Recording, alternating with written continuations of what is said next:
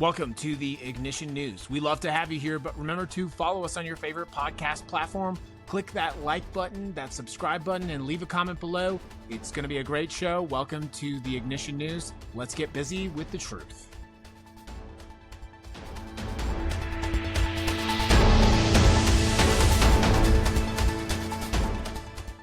What is it? You scared me. It's okay. All right. Well. Good morning, everyone, from myself and from Kodak the dog. It is March 19th, 2026. We're broadcasting live on Spotify, on Substack, Instagram, and on TikTok. You've joined us here on the Ignition News, your number one source for unfiltered news and information and action. That's the difference. We're not like these breaking news, amygdala hijack, freak out people. We tell you what's going on. We use the monotone voice, of course, and then we give you some actionable steps of things you can do about it because you're smart. You are an American hero. Let's get into some fun trivia. Before I do that, I do want to let you know that I do require of you to please take some time, go find us on your favorite podcast platform, whether that's Spotify, Apple Podcast, YouTube, Substack, and go click that subscribe button. If you leave a comment on Spotify, I'll read it on the show tomorrow, even if it's a very mean one. So be sure to go put a comment over on the episode, et cetera, et cetera. Occasionally on Threads, I will say something, and the couch warriors of Threads will try to organize, and they will try to boycott my podcast by leaving negative reviews. This first started on my podcast, Ignite Fighting Fascism in the Age of Its Rise. But the thing about that is on Spotify, you actually have to listen to most of the episode in order to leave a review. So in a weird way, I deeply appreciate those efforts. But if you're the kind of person who listens to 17 minutes of a podcast about fighting fascism just to leave me a bad review, you are, in fact, a couch warrior. It is March 19th. Some facts about history today. Today was an 8-hour victory day in 1917. The U.S. Supreme Court upheld the constitutionality of the Adams Act. This was a big win for us here in the working class, establishing the 8-hour workday and, of course, overtime pay. What else do we have? First International Women's Day was in 1911. While it's now observed on March 8th, the very first International Women's Day was held on March 19th. Over 1 million people in Austria, Denmark, Germany, and Switzerland marched to demand the right to vote, the right to hold public office, and the end to employment discrimination. It has been over 100 years, and we just squeaked a little bit, but that's okay. We're making progress. What else? The FDA approved AZT today. That's a pretty big deal. That was in 1987. If you're less than a millennial, I remember Rent. Do you remember the musical Rent? That was like a huge part of the timeline in Rent was AZT. It was a treatment for AIDS. Big deal. It helped to move HIV/AIDS from essentially what was a death sentence to a condition that was declining and then, imminently treatable. It's kind of interesting to reflect on how that changed in my lifetime. If you're my age, I'm not going to give you my age, but you can see from my beard. I remember distinctly growing up as like 15, 16 years old, and that was something that we were very afraid of, right? Like the AIDS panic, especially from the GOP. Like they really made it seem like it was a way to discriminate against gay people and black people. It was. That's what they used it as. And I remember a few pretty major things. I just talked about Rent. There's many things there. But I remember Princess Diana very famously hugging the AIDS patient and everyone sort of in real time grappling with that. This, beautiful icon of culture, beauty, hugging the AIDS patient. And that was like, I'm just sharing this with you because like, I feel like people don't realize how far we've come some of the time. But yeah, I just thought that was worth reflecting on. Anyways, I do want to just quickly talk about something that I found interesting. I'm going to cover this in more detail. Excuse me. I want to talk about the collapse of the empire. I was doing a little bit of a research for a longer format video. After the end of World War I, there was a British military officer and historian. His name was John Bagot Glubb. He was known as Glubb Pasha. Not really sure why. He was a commander in the Jordanian army for nearly two decades, and he reported directly to the king. He watched the British Empire collapse in real time. He actually watched 3 empires and 3 continents collapse. And he decided to go back and study 3,000 years of history to understand what is it that causes imperialism to collapse, what causes empires to collapse. And he came up with 7 things. Hold on, I got to make sure I get these all right. So here's what he found, his 7, and then I can tie it back to America. Number 1, pioneers, the pioneers phase. Tough, unified, purpose-driven people build something from nothing. Next, conquest. Military expansion and dominance is established. Number 3, commerce. Wealth accumulates through trade and productivity. Number 4, affluence. Prosperity breeds comfort. The hard values begin to soften. 5, intellect. Great universities, art and science. Number 6, decadence. Ruling class disconnects, civic cohesion collapses, society turns inward, and then the decline and the fall of the empire. So, in America, you obviously have the pioneers. I mean, you literally have the pioneers. Cowboys going to the west, moving the west. Conquest, military expansion, the buildup of the American military. Spanish-American War, World War II. Commerce, wealth accumulating through capitalism, the post-war industrial boom, American manufacturing in the golden age, the dollar becoming the global reserve currency. Affluence breeding comfort, the first billionaire. The consumer expansion of the 50s through the 1980s. American universities, stage 5, great intellect, some of the best universities ever in the world, in the planet. The collapse of the shared narrative, of course. Ideology replacing civic identity. And then now here we are in the decadence phase. The ruling class disconnects. Civic cohesion turns inward. Congress has an 8% approval, 22% trust in the federal government overall. Record homelessness, the opioid crisis, political polarization is at a 46-year high. And now you actually literally have billionaires buying the media and the elections. And then the decline. The structure falls apart faster than anyone expected. We are $38 trillion in debt. Manufacturing is at only 10% of GDP. Foreign central banks are actively dumping the US dollar for gold and the petrodollar. And now we have US allies openly hedging against American power. 7 stages of imperialist collapse. Where are we? Number 5? Number 6? Number 7? I'll leave that to you. I'll leave that to you to decide. Good morning, everyone. Welcome to the Ignition News. Let's get into the actual stories today. You might be hopping onto our TikTok live because you saw this breaking story. Big story. This is a major story. It lines up exactly with what we've been talking about. This morning, several news outlets have reported that an F-35 jet was struck down by what we believe to be an Iranian missile while conducting combat missions over Iran. The aircraft was forced to make an emergency landing at a U.S. airbase in the Middle East. According to U.S. Centralcom, the pilot is in stable condition, and the incident is currently under investigation. This is the first time Iran has successfully hit a U.S. aircraft since Operation Epic Fury began. Each one of these jets cost north of $100 million. And what makes this particularly amazing was just this morning, Secretary Pete Hegseth stood in front of cameras and he told the American people that the American military is, quote, winning decisively, and that Iran's Air Force has been, quote, flattened.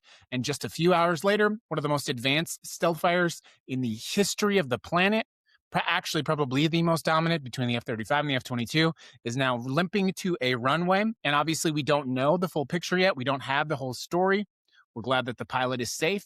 But I think of the F-35, this is yet another example of hegemony and the collapse of the empire. The F-35 was touted and advertised by Lockheed Martin as the superior air dominance machine. They called it a ghost. In the marketing material for the F-35, they called the plane a ghost, saying that it would consistently achieve air dominance. Well, ghosts don't have to make emergency landings, do they? Oh, I got my warning on TikTok already. Okay. Incredible. Good morning. I'm so glad that just happened. I'm just talking about the fact that an F-35, the most advanced fighter jet in the history of the planet, one of the most advanced, a 5th-generation stealth fighter was struck over the skies of Iran in a war we don't have to be in, and TikTok has decided to go ahead and give a warning banner at the bottom. Share responsibly on live. Confirm sources before sharing and engaging with content. Confirm sources indeed. So let me ask you a question.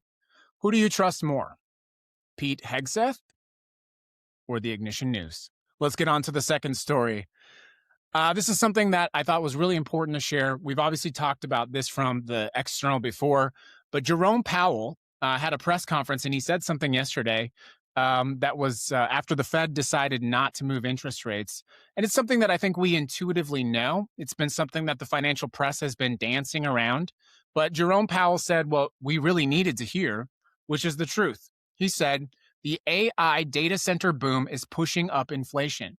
In his words, they are building data centers everywhere, and that is, quote, actually putting pressure on all kinds of goods and services. He said it is, quote, pushing up inflation, probably pushing inflation up. So the head of the Federal Reserve, no wonder the president doesn't like him, is directly saying that the AI buildup by companies like Google, Amazon, and Meta is directly contributing to your economic pain, not helping it, hurting it. Since 2020, residential electric prices in the United States have risen more than 36%. I know, we see that. I just started the show today. We're talking about how it's like we're trying not to have the air conditioner start because it's so expensive. Utilities requested a record $31 billion in rate hikes in 2025 alone. And of course, who gets hit hardest? Lower income housing. And so what we're literally doing is we're transferring money from low-income individuals, the middle class, the working class, and we are quite literally subsidizing data centers. They are requesting and demanding all of this power. Power is an economy just like any other economy, supply and demand. As demand for power goes up, infrastructure has to go up. The cost of that infrastructure goes up, and the cost is not passed to the billion-dollar data centers, especially by your local governments. Your local government actually probably said, oh, if you build the data center, we won't charge you tax for 20 years. Please come here and build data centers. Please, we won't tax you. Please. You can use all of our water for free. We won't charge you any taxes. Please build your data center. And then your power company, some poor number cruncher at a power company somewhere probably got an email and it was like, fuck, there's a data center going up. We got to find out how to get 8 gigawatts of power over to this industrial warehouse somewhere. How do they pay for that? Your power bill is going up. Zuck is getting richer. Bezos is getting richer. Elon is getting richer. Elon's very close to being a trillionaire. I think we dance around this idea. You know, Bernie Sanders, I was listening to a book by Bernie Sanders just to kind of refresh, just because I love to hear that man talk, if I'm being really honest with you. We were talking about stimming earlier on the show today. I don't as much stim to like a good 70s jingle as I do to Bernie Sanders saying the word oligarch. And he said something, this was a year ago he said this, by the way. He said something that I think we have to confront. He said, Americans are uncomfortable with the word oligarch, but we understand the word oligarch. And he said even more, he's like, the media likes to say the American public does not understand the word oligarch. And he's like, they definitely understand the word oligarch. But what he was trying to connect that I think we have to just embrace is he was saying we live in an oligarchy. He defined oligarchy. Let me do what he did, and let's just define oligarchy. Okay, I'm copying Bernie right now. Okay, oligarchy, a small group of people having control of a country, organization, or institution. You live in an oligarchy. If you're an American citizen, you do not live in a democracy anymore. You live in an oligarchy. And I just think it's important for us to point that out, to reckon with that. That brings us to our next story. July 4th is the 250th anniversary of the United States Declaration of Independence. It, of course, should be a shared national moment. Instead, a New York Times investigation and a string of congressional hearings have revealed that the Trump administration has turned it into a pay-for-play ATM. Congress created a bipartisan group called America 250 back in 2016 to plan the celebration. It appropriated $150 million for that effort, and the president created his own group in December, a private partnership called Freedom 250. By the end of 2025, $10 million intended for America 250 had been diverted to the president's private Freedom 250. So what does Freedom 250 offer its donors, you're asking? The pitch deck is actually public. That reminds me, I should go pull that down. Give $500,000 and get VIP access to all events. Give $1 million and you get a private thank you reception with the president. You get a photo opportunity. Give $2.5 million and you get a speaking slot at the July 4th celebration on the National Mall. Give $10 million and your logo is, quote, most prominent. The National Park Foundation, which holds the money, allows the donors to remain anonymous. As for the events themselves, the New York Times described Freedom 250 programming as having, quote, lacked connection to American history and is tailored to the Trump political agenda. We have a UFC fight planned for the White House lawn on the president's birthday. The 250th birthday of the United States of America is our shared resource. It is ours. It does not belong to the oligarchs and to the president. Yet, they have created a essentially shell company to allow people to bribe access to your country's 250th birthday party. If you pay enough money, you get to speak at the July 4th celebration of the 250th birthday of the United States of America. What stage of imperial collapse is that? We live in an oligarchy. Yes, we do, Bernie. Yes, we do. I don't have much time to discuss this, but you probably also saw that Kristi Noem is obviously out at DHS. Mark Wayne Mullen, that name is one name, Mark Wayne. Never trust a man with two names as a one first name, by the way. I think that's a general good rule of thumb that I've come up with.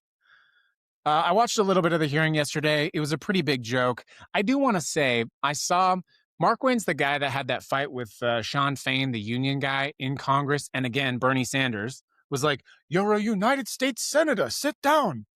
He tries to fight with this union guy, right? Well, apparently they're friends now. He was behind Mark Wayne Mullen at the hearing. And I just have to say to you, my union brothers and sisters, I am always going to have your back. But your leadership does not have your back. The leadership of unions in America, as Marx would say, have sort of eclipsed the very purpose that they were designed for. Union organizing is the ultimate act of organizing for strength of power in America. There is no more effective example of the working class organizing and demanding power and successfully wresting power from the oligarchs than the billionaires. But union leadership across this country, not the union members, union leadership has sold you out. They are selling you out. The very people who should be leading, organizing, are just becoming part of the machine. In Las Vegas here, one of the most powerful unions in the entire country, Culinary 226. It's the union that all the casino workers belong to. Politicians in Nevada would never dare speak out against Culinary 226. I'm one of the only people that has the balls to talk about Culinary 226. Every time I do, I get private messages from union members. They go, I really appreciate what you're saying. I can't say it loud. They even say, I wanted to like your post, but if I liked your post, I was worried that I would have some kind of retaliation. But thank you for saying something. Culinary 226 trenched out, dug out, demanded, scratched, clawed, pulled, argued, fought, and demanded with people on the streets fighting for your rights to have better wages, fighting to keep these bastards in the casinos from taking everything from you. our resources, our money, squandering it, paying you less and less and less. And the men and women of Culinary worked their asses off to get those rights. And the leadership now, they're basically just HR for the casinos. Free HR for the casinos. Culinary in Las Vegas, or all of the trade unions, Culinary should be organizing a general strike and shutting down the strip. You want to see what would happen in this country if unions started doing that? If they shut down the strip and they walked out of all the casino properties because tourism is down 7.5%, pay is not going up, we're subsidizing data centers more and more. These billionaires, the money, they just want more. That's a Bernie Sanders quote. They're addicted. It's like a drug. More. They should shut down every casino on the strip, a massive walkout. If they did that for just 3 hours, everything in this country would change. Business leaders would be on their hands and knees. Please don't do this, because if they did that to Las Vegas, they would do that to Walmart. They would do that to Amazon. They would do that to UPS.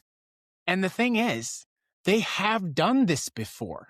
They have shut down. They have walked out. They've organized and they've staged when it was convenient for the leadership of those unions to amass more power for themselves. Marx would tell us this is simply the natural order of capitalism. Unions appearing to be systems of organizing and resistance, systems designed for the working class, but capitalism then comes in, favors, creates the conditions where the union leaders get to have the hockey seats at the hockey rink. They get to go to the little political thing where they get the little glass of wine. They get to meet the governor. They get to meet Elon Musk. And so they stop allowing and demanding the organizing that is necessary for you to have the power. So that is why I have no problem saying that. They are betraying you. If the Culinary Union shut down the strip because of what's happening in this country, they would only have to shut it down for 2 hours and everything in this country would change permanently. And they can do it. They should do it. And they could do it. I got in a little bit of a sidetrack there. But let me bring it back. It's not just the unions. It's not just the Republicans. It's also the Democrats.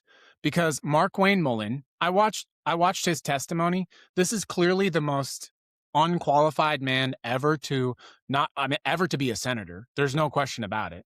Mark Wayne Mullen is embarrassing. His intellect is just not there. That's not a dig at him being smart or dumb, but some jobs require a certain qualification. He's a plumber. He has a plumbing business, okay? It requires knowledge, training, certifications, licenses to be a plumber. Being head of DHS should have some qualifications. Rand Paul said no to Mark Wayne Mullen. If everyone had sat on their butts and done nothing, Rand Paul said no, Mark Wayne Mullen would not be head of DHS. Period. It would be a powerful rebuke to this administration. But John Fetterman said yes. So Mark Wayne Mullen will in fact be your new Secretary of DHS. Obviously, it's got to pass through the rest of the floor vote. The systems of hegemony are coming for us all. Let me just, if I may, close it out this way. How many of you remember that movie, Independence Day? How could you forget? Most of America, got to get Mather Spindrift. Most of America right now, do you remember that scene when the alien ship is over the building? I think it's in New York. And they're sitting up there and they're standing beneath the spaceship and they're having like a party on the roof of the building. That's most of America right now. They're raving on top of a building while the aliens are getting ready to destroy us. And then they look up all of a sudden. Oh, they're coming. They're coming to save us. And then they get turned into ashes.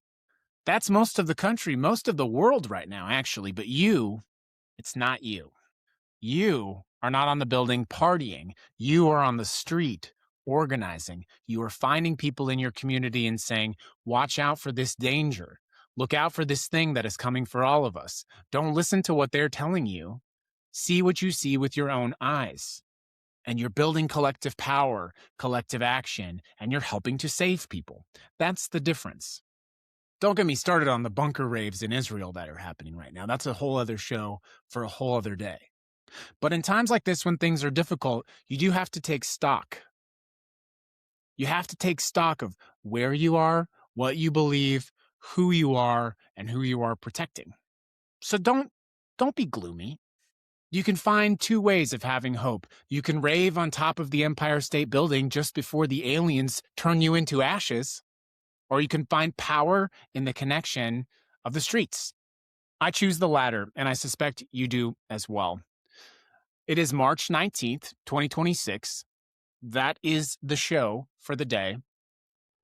I hope you have a wonderful day. Please take a moment to go subscribe to the show and have a great day. That's the show.